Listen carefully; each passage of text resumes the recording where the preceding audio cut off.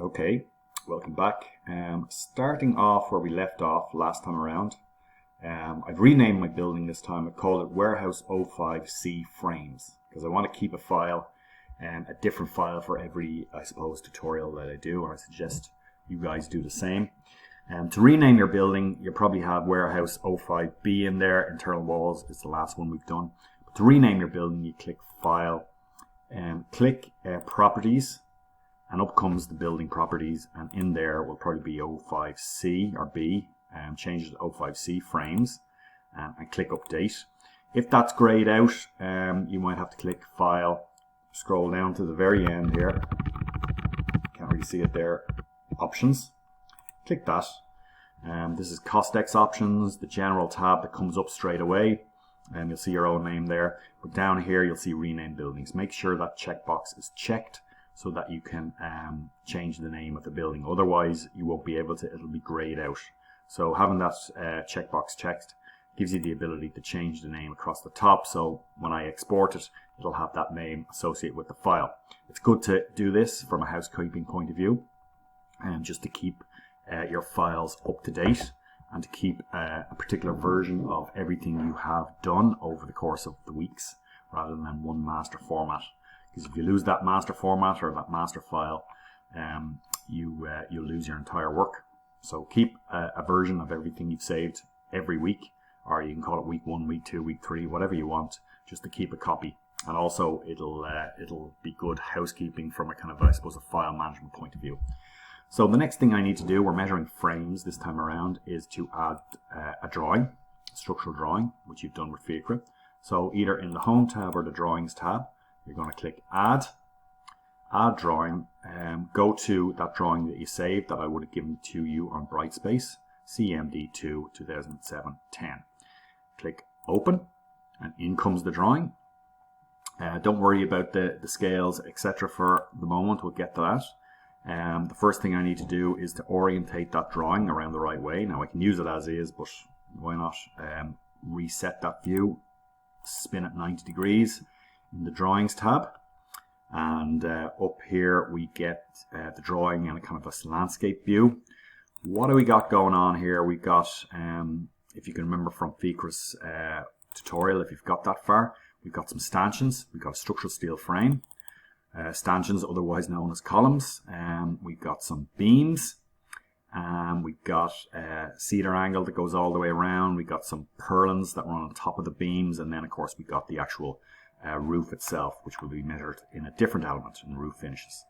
So it's a fairly straightforward structural steel frame. Measuring structural steel isn't that difficult, it's just really measuring lengths, and that's essentially what you need to do here, which you would have done by hand with Fiecre, but in this case we're going to use the power of the tool. Costex, or if you were using Cupid, it would be quite similar to do this measurement.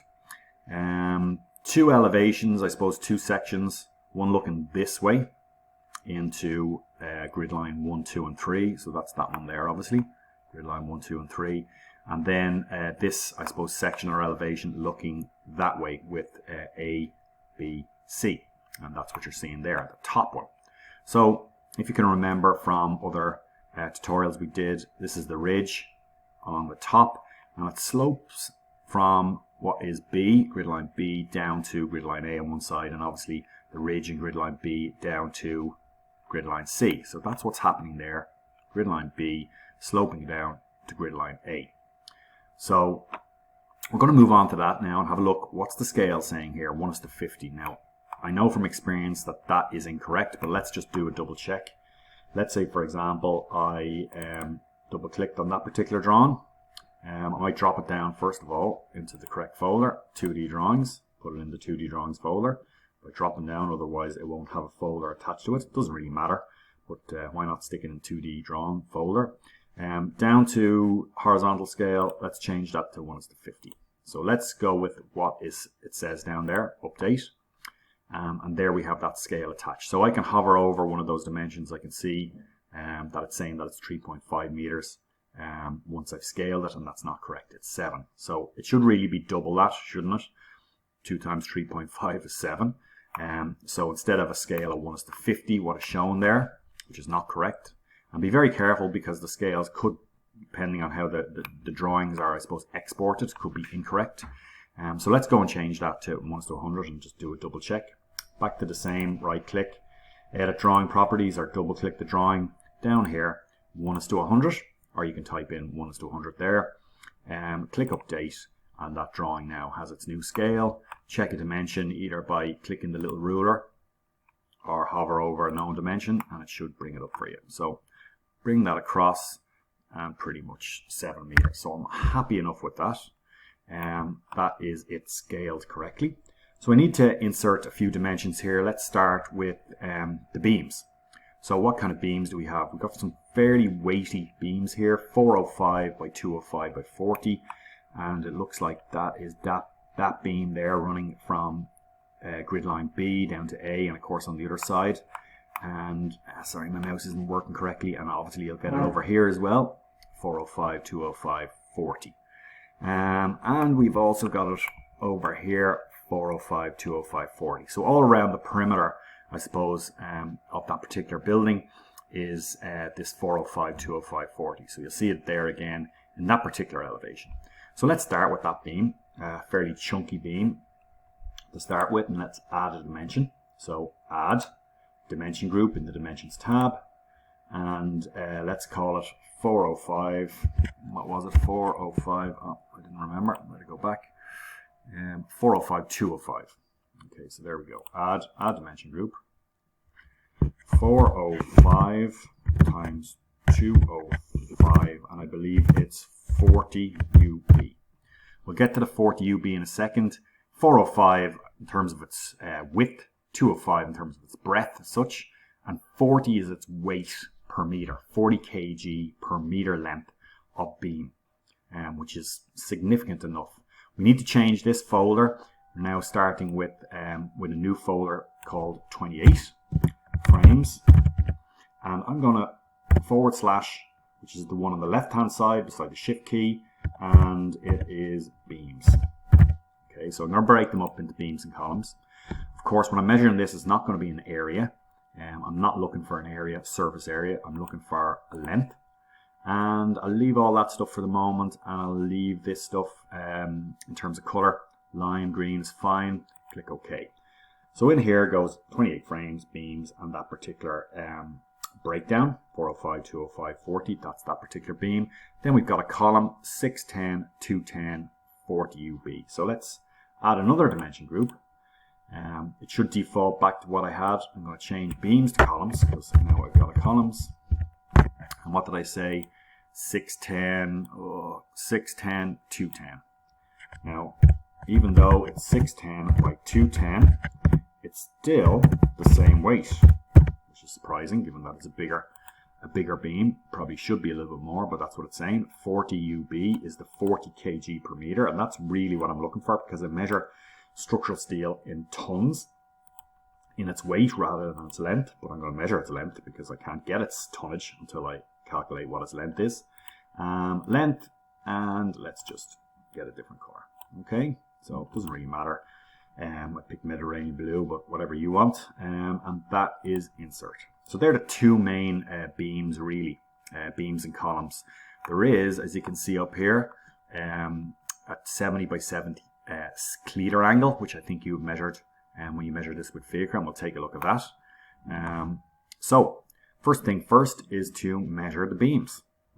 Okay, so the first beam we're going to measure is this 405, 205, 40, which is showing right here, and it goes all the way across on both sides. So let's start here, clicking on where it attaches to that column, and zoom in to the other side where it attaches to the other column. Now, it probably attaches to either side of that web there rather than going all the way straight through, but that's not going to make much of a difference in terms of a measurement perspective.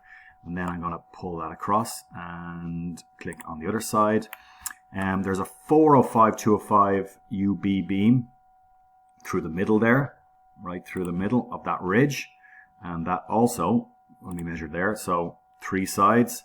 And then we've got the beams on either side here that slope down. Now it's got a slightly longer because its true length is at an angle, which means that the through length is slightly longer than what's shown on their plan, but it's going to be so minuscule that's not going to be noticeable. So I want to measure off the plans here, and I'm going to click on where it attaches to the web of that stanchion or that column, and then click on the other side, or in this case I can go straight through. So there we go. So that covers those 4, I suppose, 1, 2 on either side of grid line B, and do the same on the other side. So click there all the way through to there. Okay, so that should cover us about 67 meters squared or so of beams. Covers us, I suppose, all the way around the perimeter in terms of beams and across the top. Next thing is the column. So I'm going to click on the column. I have to measure it here. Oh, just delete them because I'm going to measure them first. So you have 0 there. Click. Make sure you're on the object. Make sure you're on the drawing. And then let's calculate them. So how many beams do we have? We've 3 on this side. We've another 2 through the middle. We don't have one in the center. And then we've 3. So in total, we have 8 columns. So let's start here. Let's measure these 3 on this side. And that would be this column. So I'm going to click down to there. Now, there's 3 of these along grid line A. I suppose that's that one there. 1, 2, 3. So I want to kind of register 3 lengths. Now I could do this by setting up a kind of I suppose a count times a default height, but it's probably easier to do this. And that will cover those 3 beams there, 1, 2, 3. So on the other side, across, same idea, down to the bottom where it connects to the plate, and then from the top again connecting to the plate, and then let's say from here connecting to the plate. So total 3 columns on that side along grid line C, 3 columns on grid line A. If you can see it there along that side, there's grid line C, 3. So that's a total of 6. And then the 2 through the center. So that would be here and here. There is no one in the middle. So let's register that height. Now I could stop there, which is the underside of whatever that web system is, or web kind of brace. But I'm going to err on the high side and go right up to the underside of that particular beam. And then down, so that counts 1. And do the same to register a second one on the other side. Let's zoom in a little bit more. And there we go. Down. So there we've measured our 8 columns, 3, 3, and 2. And that gives me a total of 54 and a total of 67. Now that's all good and well. They're measured in lengths. And I can use those lengths in my workbook and multiply them by their weight. Divided by 1,000 to change them to tons. And I'll show you how to do that quite quickly when we get into utilizing these dimensions in our workbook for our bill of quantities. But let's actually put the tonnage and the weight into the dimension. So starting with beams 405, 205, 40. Let's double click that. Let's go to weight, unit of measure. If tons is not in there, drop down and select tons. So it's not kg, even though this is a kg measure. We'll get to what we do with that in a second.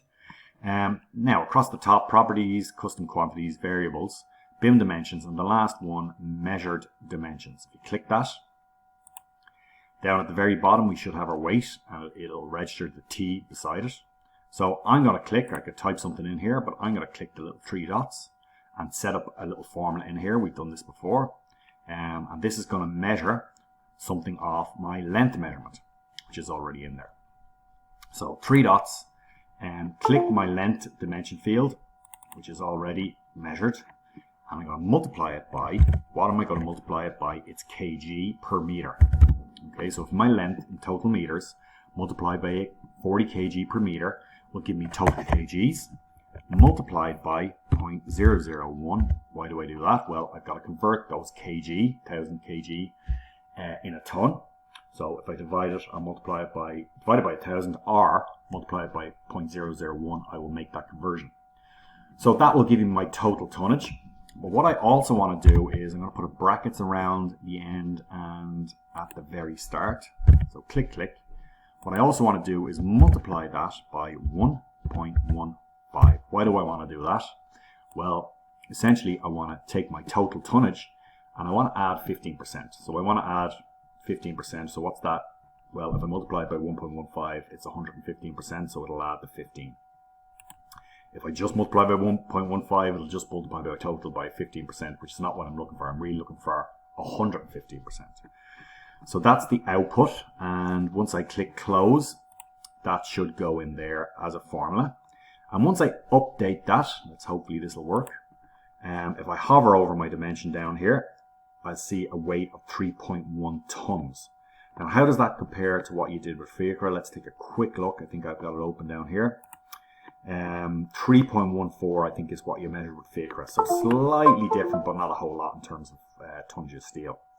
So clicking back to Costex, let's do the same with the columns. So double click the columns. We're going to weight UOM, drop down tons. We're going to scroll across or come across the measure dimensions, and we're going to drop down. Good little bit of practice. Double click length goes up there. Multiply it by 40. It's the same weight per meter as the beams. Multiply it by 0.001. Brackets around that. Brackets around the start. Multiply it by 1.15 to add the 15%. Click close, and it's gone in there. Click update, and if I hover over 2.49, have a look at what's coming on down here with what you measured with FIACRA, and it's very similar. So there's the 3.14, what you did with FIACRA in terms of beams. There's the 2.47, what you did in terms of stanchions. Stanchions are just another name for columns. And we'll get to using that in the workbook when the time comes. So the next thing we have to measure, or what you have here, if you scroll down, is some cladding rails. So let's go ahead and do that. What we need to do is set up a new dimension. Dimensions, add dimension group, and this time it's cleater angle 70 multiplied by 70. And I don't have a weight. We'll have to get to the weight. I'm going to change that to cladding rails, I believe is what they're called. Give it a kind of a subgroup. We don't have to do this, but why not? Length again, and we can change the color here to anything. Okay, so that's for the moment, that's okay. Click insert, and I've got a cleater angle in here. Where's the cleater angle? It runs along the length of each side or perimeter of this particular building. So you can see it there. Kind of scroll across. You can see it kind of starting here all the way across, and it also does the same right here, although it's not shown, but I believe it is. That's where it is, and it goes around. So let's measure that. Let's err on the high side. Let's go from kind of center. Bear with me a second, my mouse isn't working correctly. From there to there. So there could be, it could stop there. That could be the cleater angle, and I think it does stop just short of where the beam ends, but I'm going to err on the high side. And then from here to here, and from here to here, and then from here through here. So I think that registers my cleater angle. Let's take a look at what you did with FIACRA. Cladding rails, I believe, is this it here? Yeah. 4 times 7, 4 times 6.7. So that probably is what it is. 4 on this side, or 2 on that side, another 2, and then another 2 and another 2. So 8 in total. 4 times 2, 4 times 2. And we've got 54 meters. What's the weight of my 70 by 70 cleater angle? So it's standard angle, although it doesn't give my thickness. But I think you did this with FIACRA, and if we just take a quick look from the Excel spreadsheet, what the weight or what weight you used, you might have to look this up. Go look, or even Google angles, structural steel angles. Look at the 70 by 70 angle and see if a certain thickness is, well, in this case, 8.36 kg. So back to my Costex, 8.36 kg. Double click my dimension. Again, weight in tons, measure dimensions, same process again, little 3 dots. It's going to be my length times, this time 8.36, so it's significantly less in terms of its weight per meter, times 0.001, and also multiply it by 115% to add that 15%, 1.15, and click close. So that's gone in there. Click update, and I should have, if I hover over it, a secondary quantity of 0.52 tons. What do I have here? 0.53, so close enough with the cladding rails, or I suppose the cleater angles. Now if I want to change them from lengths to tons, I can double click, bring up the properties again, and in the default display I measure them as measurement type. I can't change that. I'm going to drop down and change it to weight. So click update. That's gone in now as 3 tons. It's rounded up, so just be conscious of that. Now, if I hover over it, it'll give me the exact weight, but just be conscious of the fact that it's rounded up. I can change the decimal places there to show that.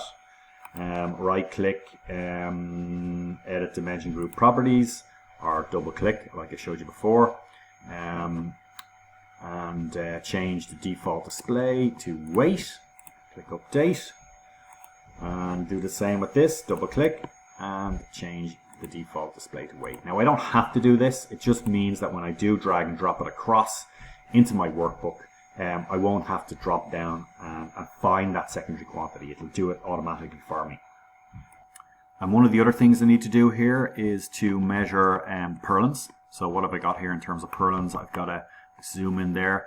I've got a cleat attached to a 200 by 70 purlin. So that obviously is the cleat, that's the purlin.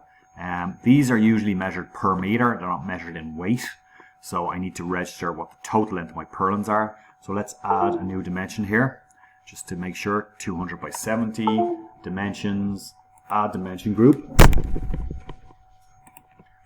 And let's leave it in, well, drop down, let's leave it in cladding rails, sort of part of the cladding rail system.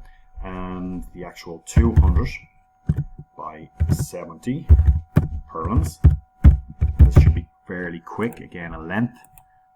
Leave the default display length measured in. It doesn't really matter. Click insert. Put it in bottle green. And where do we have our purlins? Well, it looks like it's kind of starting here, attached to that cleater angle on one side, and then stops here. Now.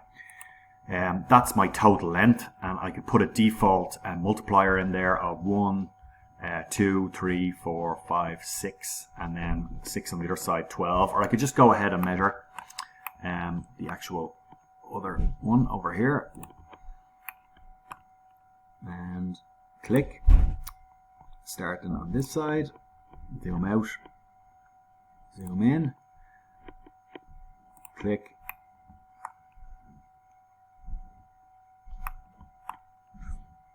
So obviously go ahead and measure that, all, I suppose, 12 of them. So just jump forward, I paused, did my measurement and started again. So I've got all my lengths counted there. There's 12 in total if I hover over. 12 counts, and in total length 168.86. So as I said, you could measure one, and in the dimension properties, put in a default multiplier of 12 in there, and it would register that for you. But I'd like to measure them all, because if I need it for whatever reason, it's there. So in total, I have my tonnage of steel. Now that may be measured in tons. We'll come back to it if it is. And then we've got our cleater angle and we've got our columns. So for the moment, I'm happy enough with that. But what I need to do now is also part of structural steel. If we look at our Excel spreadsheet, we've measured all the tonnages that need to be measured, I believe, or thereabouts. What I need to do is I need to measure painting. Now again, I could do this in the workbook. When I mean the workbook, I mean that I could, when I utilize my measurement, and when I've set up my workbook here and I'm dragging across my dimensions, I could do the calculations in the workbook. And for a lot of you, that's probably the easiest thing to do. In fact, it is the easiest thing to do, but why not utilize the power of Costex here and do it in the dimension properties, or at least know how to do it in the dimensions properties. So let's start with the beams. So I want to put in a secondary quantity called painting in here. So how do I do that? Well, first of all, I want to be conscious of how this particular beam is in its profile or in its section. So if I zoom in, there's the section of that particular beam. Okay, so obviously we've got a lot of these beams, we've got 3 tons of them, or just over 3 tons. So what does the 405 by 205 by 40 mean? Well, we know what the 40 means, it's its weight. The 405, if I did a little measure distance here, is its height, I suppose, from there to there, and it's 406, well it's saying 406, but it's 405. And then its width is essentially across there, and that's saying it's 267, but I know it's 205, so it just depends on what the perspective is there. So what I'm going to do is I'm going to just measure, what I want is the profile. So the total area of painting the steel. And of course it's the top, the bottom and the 2 sides. So all the way around, excuse me, all the way around that steel needs to get painted. So let's create a couple of dimensions here. Now I'm not going to use these dimensions, I'm only going to use them from the perspective of utilizing its total length in a painting measurement. You'll see what I mean by that in a second. So let's set up a dimension, add dimension group. I'm just going to call it, keep it in, I might just change that to painting, keep it in frames, painting, and let's just say profile of 405 times 205, okay, and I want it to measure as a length, so there we go, 405, 205, yeah, happy enough with that, and goes down here into subgroup called painting, and then the next one is the 605 profile 605 times 205. Happy enough with that. Also going to be a length, and click insert. So come down here, I'm going to start with my profile of the 405 205, and what I want to do is I want to measure this side, so starting maybe from here to zoom in here, holding down control, go all the way around this beam, zoom in, I'm holding down control because I'm linking a line together, so I'm still holding down control, click to get a continuous line, click. I'm working my way around this particular beam. Now I don't have to do this, it'd be just as quick I suppose to 2 times one side, 4 times the other as such, but why not show you how to do this kind of accurately.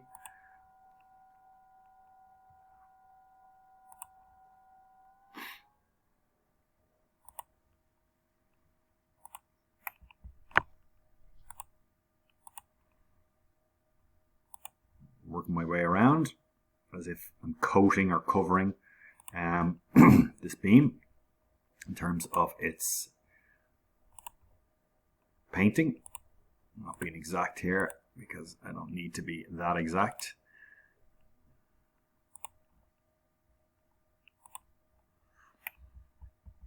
Okay, and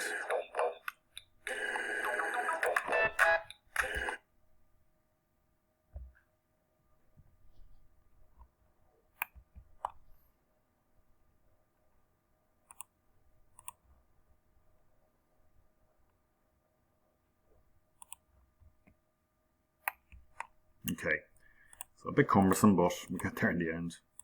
Okay, so my total length around there, 2 meters or 1.82. Then I'm going to do it with the 605. I might zoom in on this one. That's the 60 or 610. Actually, sorry, it's 610. Double click that. Not 605, 610 by 205. There we go. And start again.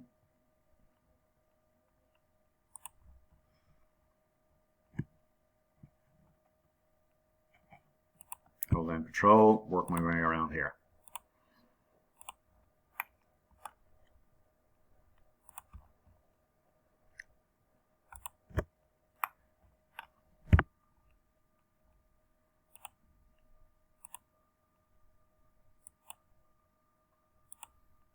Don't be as exact as I've been with the other one.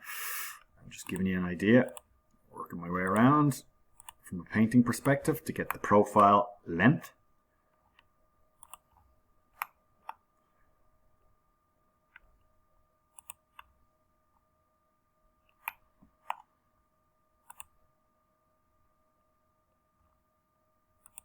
Okay, so and that one is 208. So I'll just make a note of those. One is 1.82 and the other one is 208. So let's go ahead and put them into our beams and our columns. So 1.82 and 208. So starting with this one, which is the beams, I'm going to double click it. I'm going to create a custom quantity. So properties, custom quantities. I'm going to insert. My first custom quantity is going to be painting. Steel. And click then my measure dimensions. I should have painting to steel here, and I do. And what I need to do is multiply my length. So click my length and multiply it by 1.82. And that was what I got from, I suppose, going round my profile of that particular beam. So that length multiplied by that profile will get me a total area of painting for that particular column. So I'm going to click close. Or sorry, it's a beam. I'm going to click close. I'm going to click update. And if I hover over that, I should have painting to steel in there. I'm going to do the same with this one. And this one, I believe, was again just to hover over 208. So this one, double click. Insert.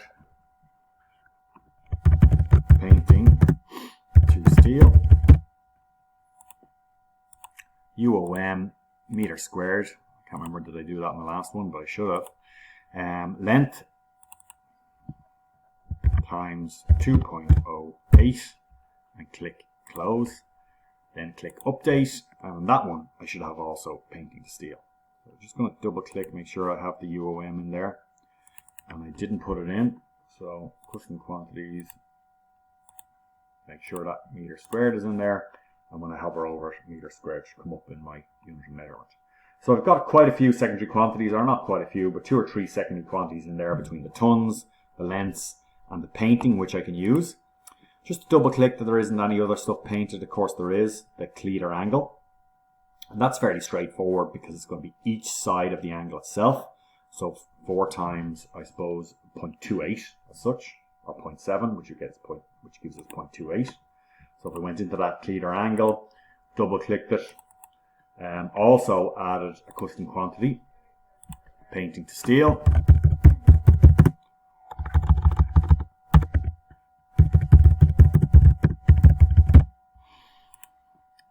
Drop down meter squared, measure dimensions, same thing here, length, and times 0.28, or you could do something like open brackets 4 times 0.70 by 70 is 0.07, okay, for 70 millimeters.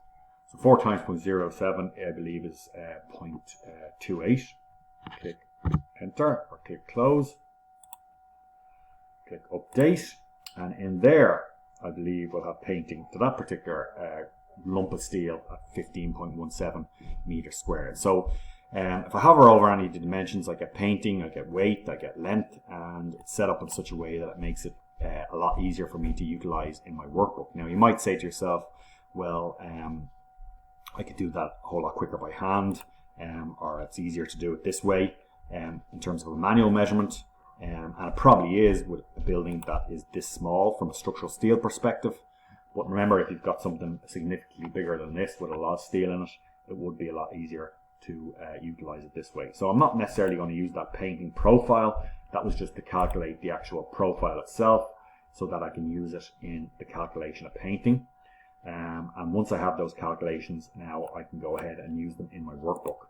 But I'll show you how to utilize workbooks with regard to external walls. I believe we've already done substructure, internal walls and frames, possibly in the next couple of tutorials.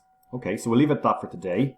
And what you might want to do is you might want to export that entire file, O5C, and quite easily it's File, Export, Export Building to EXF, and if I select that particular one, and I'm going to stick it in here, my Costex module, frames, save, no password, okay, and in it'll go there as a dedicated file. So thanks very much, and we'll pick up on that next week.